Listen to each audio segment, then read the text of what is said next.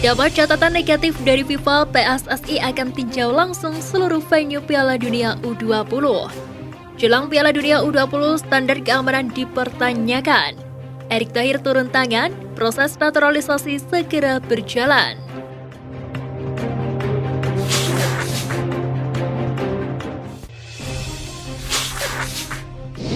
Jelang Piala Dunia U20, standar keamanan dipertanyakan.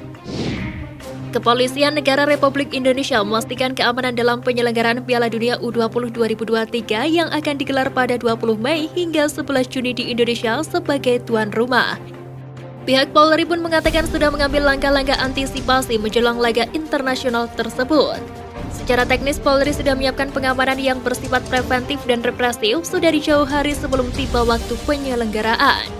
Persiapan tersebut dilakukan secara matang agar tercipta situasi yang aman dan tertib selama pertandingan Piala Dunia U20 berlangsung.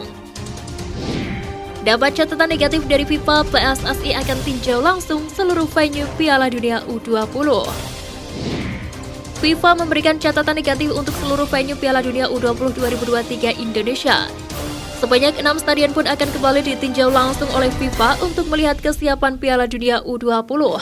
6 venue yang akan digunakan untuk Piala Dunia adalah Stadion Utama Gelora Bung Karno Jakarta, Stadion Manahan Solo, Stadion Gelora Bung Tomo Surabaya, Stadion Iwayan Dipta Bali, Stadion Gelora Sriwijaya Palembang, dan Stadion Sijalak Harupat Bandung. Selama peninjauan, Zainuddin Amali berencana berkomunikasi langsung dengan pemerintah daerah setempat terkait kekurangan sebagai host city. Erick Thohir turun tangan, proses naturalisasi segera berjalan. Seperti diberitakan sebelumnya, Timnas Indonesia U20 akan menaturalisasi 3 pemain keturunan Indonesia Belanda.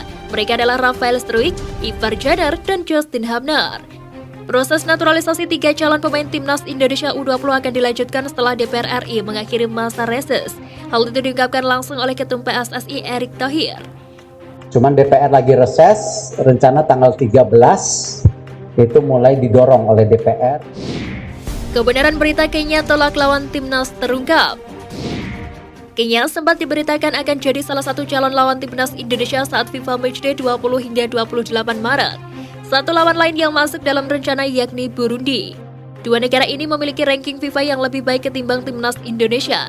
Kenya berada di peringkat ke-101 dan Burundi nangkring di posisi ke-141.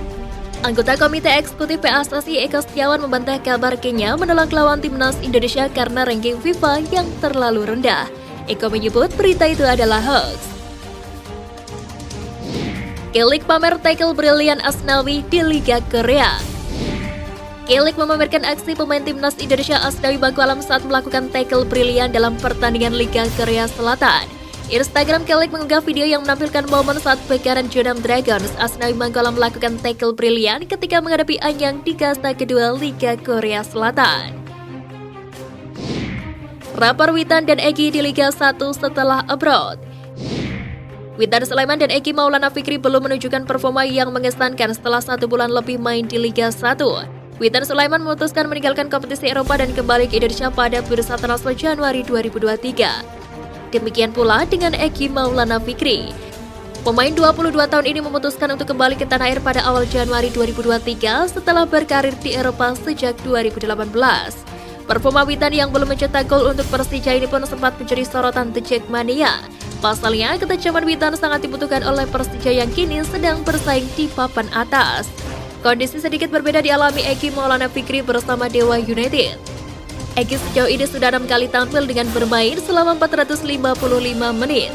Egy sejauh ini mampu mencetak 1 gol dan 1 assist untuk Dewa United.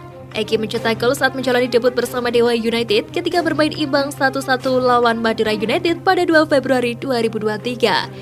Sedangkan 1 assist dicatatkan Egy saat Dewa United kalah 2-3 dari PSIS Semarang pada 13 Februari 2023.